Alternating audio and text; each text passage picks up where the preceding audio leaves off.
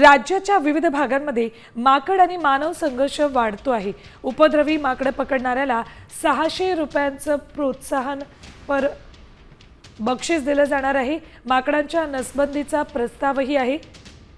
Updates घेऊयात आमचे प्रतिनिधी गणेश कवडे यांच्याकडून। गणेश, काय अपडेट्स आहेत याबाबतचे?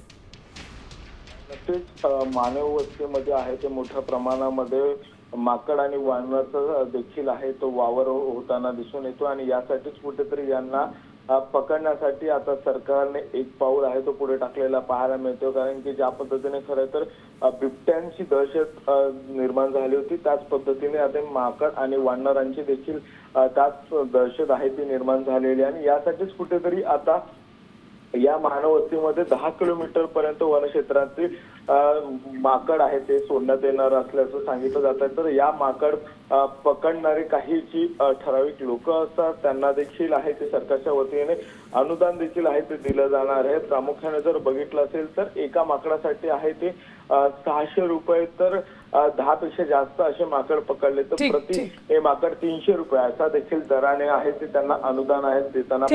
गणेश, एकंदरीत माकड मानव संघर्ष थांबवण्यासाठी हा एक उपाय तेवढाच महत्त्वाचा आहे। धन्यवाद संपूर्ण माहितीसाठी।